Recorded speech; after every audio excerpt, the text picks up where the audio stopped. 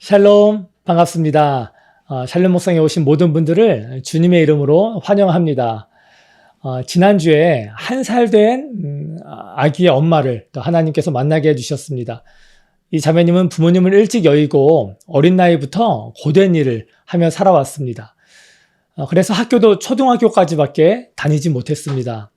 그것만으로도 안타까운데 자매님은 결혼 후 남편으로부터 지속적인 폭력에 시달렸습니다. 가까스로 피신해서 지금 쉼터에 살고 있던 중에 하나님의 계획하심으로 자매님을 만나게 되었는데, 놀랍게도 자신의 아이에게 더 좋은 미래를 만들어주기 위해 고입 검정고시를 독학으로 합격했고, 내년에 대입 검정고시를 앞두고 있었습니다. 지금도 아기를 키우면서 틈틈이 아르바이트도 하면서 이사갈 준비를 하고 있었습니다. 자매님이 고통 가운데서도 용기를 내서 아이를 지키고 좋은 엄마로 살아가고 있어서 얼마나 감사했는지 모릅니다. 저는 자매님에게 더 이상 이 세상에는 부모님도 없고 또 사람으로 인해 큰 상처와 고통을 받아왔지만, 하나님이 자매님을 창조하신 아버지라는 사실과 예수님이 또 자매님을 너무 사랑하셔서 자매님을 죄로부터 구원하시기 위해 십자가에서 돌아가신 것을 말씀드렸습니다. 자매님은 최근에 믿음에 대해 관심을 갖게 되었다는 말씀을 하면서 제가 전하는 복음을 정말 스펀지같이 받아들이셨습니다. 그리고 예수님을 영접했습니다. 자매님은 예수님이 자신의 죄를 대신해 십자가에 죽으셨다는 기도를 하면서 눈물을 흘렸습니다. 지금까지 자신이 어린 나이부터 고생하고 일하고 돈을 벌고 또 남편으로 인해 고통당하기만 했었는데, 예수님이 자신을 위해 십자가에 달리신 것이 가슴이 북받칠 정도로 감사했던 것 같습니다. 이 자매님이 곧 이사도 하고 교회도 다니게 될 것이고 또 아이를 위해 일도 새롭게 시작할 것입니다. 좋은 이웃을 만나고 또 좋은 교회 공동체를 만나고 좋은 일터와 동료들도 만날 수 있도록 중보를 부탁드리겠습니다. 또 하나님이 자매님의 선한 목자 되어주셔서 자매님의 이전의 눈물이 변하여 기쁨이 되게 하시기를 기도해 주시면 정말 감사하겠습니다. 오늘은 창세기 19장을 배워보겠습니다. 그럼 19장 1절 말씀을 제가 읽겠습니다. 저녁 때에 두 천사가 소돔에 이르니 마침 롯이 소돔 성문에 앉아 있다가 그들을 보고 일어나 영접하고 땅에 엎드려 절하며. 롯도 아브라함처럼 천사 대접을 또 손님 대접을 극진히 하고 영접하고 환대합니다. 그런데 손님들이 롯의 집에 온 것을 알게 된 마을 남자들이 롯의 집에 찾아와 난동을 부립니다. 4절부터 8절까지 말씀 제가 읽어보겠습니다. 그들이 눕기 전에 그 성사람 곧 소돔 백성들이 노소를 막론하고 원군에서 다 모여 그 집을 에워싸고 롯을 부르고 그에게 이르되 오늘 밤에 내게 온 사람들이 어디 있느냐 이끌어내라 우리가 그들을 상관하리라. 롯이 문 밖에 무리에게로 나가서 뒤로 문을 닫고 이르되 청하노니 내 형제들아 이런 악을 행하지 말라. 내게 남자를 가까이 하지 아니한 두 딸이 있노라. 청하건대 내가 그들을 너희에게로 이끌어내리니 너희 눈에 좋을 대로 그들에게 행하고 이 사람들은 내 집에 들어왔은즉 이 사람들에게는 아무 일도 저지르지 말라 라고 기록되어 있습니다. 소돔이 얼마나 죄악이 가득한 곳인지 이 본문이 말하고 있습니다. 그런데 이해가 안 가는 것은 롯의 반응입니다. 손님들을 범하려는 자들을 만류하는 것까지는 좋았는데 딸들을 내어주어 마음대로 행하라는 그 태도입니다. 이것이 아버지의 바른 모습이겠습니까? 자기 목숨을 걸고서라도 딸들을 지켜야 하는데 손님도 보호하고 가문의 명예도 지키기 위해서 딸들을 희생시키려는 것은 비겁할 뿐만 아니라 부모로서의 본분을 망각한 행동입니다. 그리고 무엇보다 롯의 문제는 그곳의 백성들을 이렇게 타락하고 또 소돔은 죄악에 물들어 있는 악한 곳인데도 불구하고 그곳에 여전히 머물러 살고 있다는 점입니다.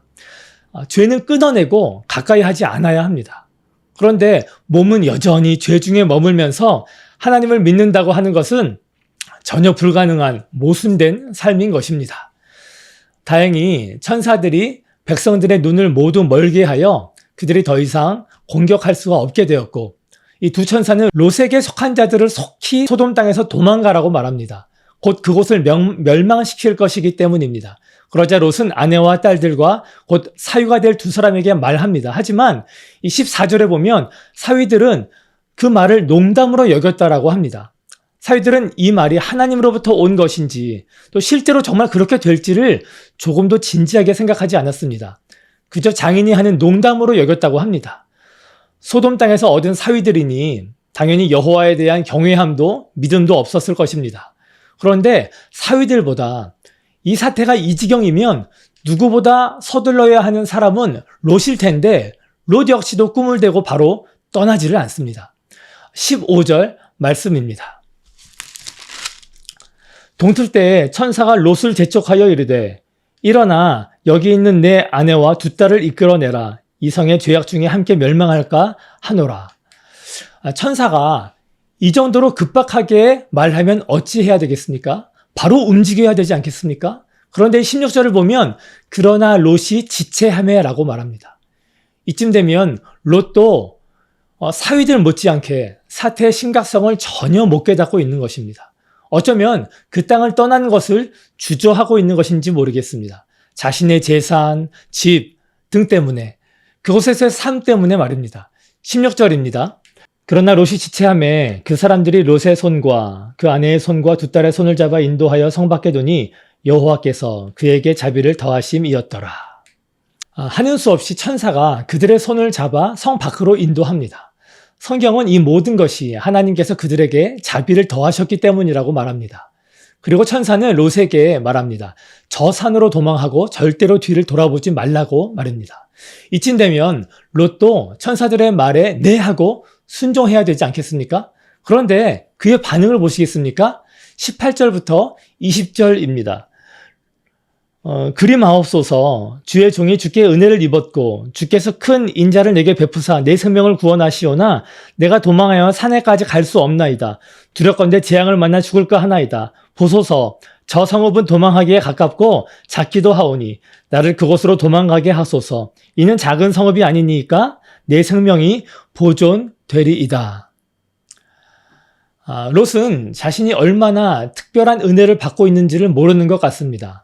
그리고 은혜 받은 자가 해야 할 것은 순종인 것을 모르고 있습니다. 천사가 저 산으로 도망하라고 했을 때는 롯과 가족들이 그곳까지 갈 수 있는 것을 다 알기 때문에 명하신 것 아니겠습니까? 그럼에도 불구하고 자기 생각에 불가능하니까, 아니면 저곳까지 가는 게 너무 멀고 고될 것 같으니까 못 간다고 합니다. 그 대신에 이 가까운 성읍으로 가게 해달라고 부탁합니다. 여러분이 천사라면 롯에게 뭐라고 하시겠습니까? 저라면은 롯한테 그렇게 힘들면 가지 말고 그냥 여기 남아 있으라고 하고 그냥 떠날 것 같습니다. 그런데 하나님은 그런 롯에게 또 은혜를 주시고 그 가까운 성읍으로 가라고 하십니다. 21절입니다. 그가 그에게 이르되 내가 이 일에도 내 소원을 들었은즉 내가 말하는 그 성읍을 멸하지 아니하리니. 내가 이르기까지는 내가 아무 일도 행할 수 없노라 하였더라. 정말 이해할 수 없는 은혜와 배려를 롯은 또 받게 됩니다. 여러분, 왜 롯은 이런 특별한 은혜를 하나님으로부터 받는 것일까요?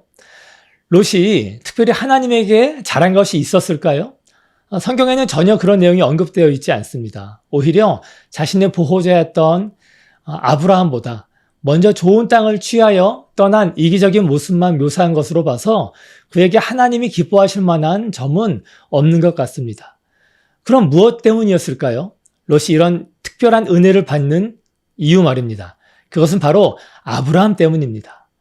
지난 장에 아브라함이 소돔과 고모라를 심판하신다는 하나님에게 의인 50명부터 의인 10명에 이르기까지 있으면 멸하지 말아달라고 애원하던 아브라함의 모습을 기억하실 것입니다. 그 모든 간청이 다 이 조카 롯 때문이었고, 그런 아브라함의 롯을 향한 간절한 마음을 하나님이 아셨기 때문에 멸망 중에서 롯을 구하시는 것입니다. 29절 말씀입니다. 하나님이 그 지역의 성을 멸하실 때, 곧 롯이 거주하는 성을 엎으실 때에 하나님이 아브라함을 생각하사 롯을 그 엎으시는 중에 내보내었더라. 의인 10명이 없어서 소돔 땅이 멸망했으며 롯을 포함한 그의 가족들 역시 의인이 아니었기에 소돔 땅은 심판받게 된 것입니다. 하지만 롯과 가족들이 구원받을 수 있었던 것은 오직 아브라함의 중보 때문이었습니다. 그런데 여러분, 저와 여러분도 날마다 그 하나님의 은혜를 받고 있는 것을 알고 계십니까? 보이지는 않지만 하나님이 우리와 함께 계시고 보호하시고 선한 길로 인도하시고 때를 따라 도와주시는 이유가 어디에 있는지 아십니까? 저도 그런 은혜를 날마다 받는데 제가 잘한 게 있어서가 아닌 것을 저는 잘 알고 있습니다. 늘 마음으로도 죄를 짓고 저의 연약함으로도 번번이 넘어지는데도 불구하고 하나님은 저를 용납하시고 기다려주시고 바른 길로 이끌어주시는 그 하나님의 손길이 바로 롯을 구하시는 하나님의 자비하심과 같습니다. 저 역시 롯과 마찬가지로 죄 중에 머물러 있지만 온전히 순종하지 못하고 있을 때가 많지만 하나님은 심판으로부터 저를 늘 보호하여 주십니다. 저의 어떠함 때문만이 아닙니다. 이 모든 것은 나를 위해 죽으신 예수 그리스도의 은혜 때문입니다. 예수님이 나를 위해 흘린 피로 말미암아 저의 죄가 사함받았을 뿐만 아니라 예수님이 지금도 하나님 보좌 우편에서 저를 위해 중보하시기 때문에 제가 이 모든 은혜를 날마다 받고 있는 것입니다.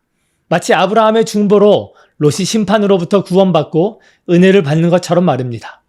여러분들도 동일한 예수님의 도우심이 함께하고 있음을 기억하시길 바랍니다. 예수님이 여러분의 죄를 대신하셔서 십자가에서 못 박혀 죽으심으로 말미암아 하나님의 자녀로 거듭나게 되었고 지금도 그 사랑을 받고 있음을 말입니다. 가족, 친구 모두 다 나를 떠날 수 있어도 날 위해 죽으신 나를 누구보다 사랑하시는 예수님이 여러분의 중보자이심을 반드시 기억하시고 힘을 내시면 좋겠습니다. 말씀으로 돌아오겠습니다. 그렇게 롯이 심판으로부터 구원을 받는 듯 했지만 천사의 말을 저버리고 뒤를 돌아본 그의 아내는 소금 기둥이 되고 맙니다. 하나님의 말씀에만 순종했어도 구원의 삶을 살 수 있었는데 그 땅에 얼마나 미련이 많이 남았길래 그런 비극적인 종말을 맞이하는지 너무나 안타깝습니다. 그런데 이보다 더 안타까운 일이 롯에게 일어납니다. 롯이 도망가겠다던 성읍 소알에서 잘 지내면 되는데 그곳에서도 두려움으로 살지 못하고 굴로 들어가 살던 롯과 두 딸에게서 정말 말도 안 되는 일이 벌어집니다. 그의 두 딸이 사위들도 죽고 앞으로 결혼할 기회도 없게 되어 대를 이을 수 없다고 판단하자 아버지의 몸을 통해서 자손을 낳을 결심을 합니다. 그래서 큰딸이 먼저 아버지에게 술을 먹여서 만취하게 한 뒤에 동침하여 임신을 하고 다음날 작은딸이 똑같은 방식으로 임신을 하는데 롯은 취해서 아무 기억을 하지 못합니다. 근친상간이 딸들의 주도로 이루어지게 되는데 정말 성경에서 저는 가장 패륜적이고 또 충격적인 막장 사건이 바로 이 사건이라 생각합니다. 어떻게 하나님을 믿는 가정에서 이런 일이 벌어질 수 있었을까요? 저는 딸들의 죄된 본성 때문이기는 하나 이들이 타락한 도시 소돔에 자리 잡고 산 결과라고 생각합니다. 롯의 집에 방문한 두 천사들을 집단으로 성폭행하기 위해 모든 남자들이 달려든 것만 보아도 얼마나 그 도시의 사람들이 타락했는지를 알 수 있습니다. 그 음란함과 패역함이 그들의 일상이었고 롯의 자녀들도 그 부분에서 예외일 수 없었던 것입니다. 그렇기에 마땅히 하나님의 뜻을 묻고 도움을 구하며 기도해야 함에도 불구하고 자신들의 생각대로 소돔의 방식대로 감히 아버지를 속여 아버지를 범하는 이 근친상간으로 임신하여 대를 잇는 죄악을 벌이고 맙니다. 예상대로 그런 후손의 결말 역시 좋지 않습니다. 첫째 딸의 후손은 모압의 조상이 되고 둘째 딸의 후손은 암몬 자손의 조상이 되는데 이들은 훗날 이스라엘을 계속해서 대적하는 민족들이 되고 하나님으로부터 저주받는 인생들이 되고 맙니다. 이것은 그들의 출생만의 문제가 아니라 죄악된 출생 이후의 삶의 방식 역시 여전히 그러했기 때문에 그들의 결국은 파국을 불러오게 된 것입니다. 하나님을 거부하고 인간 스스로 하나님의 자리를 차지하여 내린 모든 행동의 결과는 이와 같습니다.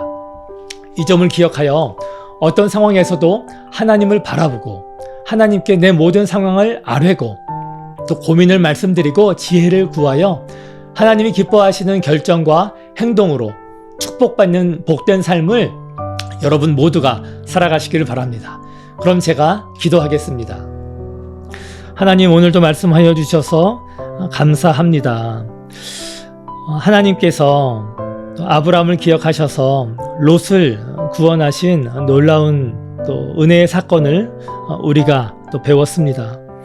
우리 역시도 누군가를 위해 간절히 기도하는 그러한 믿음의 삶 살게 도와주시고 또 우리를 위하여 십자가에 못 박혀 죽으신 것뿐만 아니라 지금도 하나님 보좌 우편에서 우리를 위하여 중보하시는 그 예수님을 기억하고 날마다 그 힘으로 또 그 소망으로 살아갈 수 있도록 인도하여 주시옵소서. 이 모든 말씀을 예수님 이름 받들어 기도하옵나이다. 아멘. 이제 곧 추석입니다. 또 우리에게 결실을 맺게 하신 그 하나님께 감사하며 복된 추석을 보내시기를 바랍니다. 그럼 저는 다음 주에 찾아뵙겠습니다. 지금까지 함께 하신 모든 분들 감사드리고 여러분 사랑합니다. 샬롬.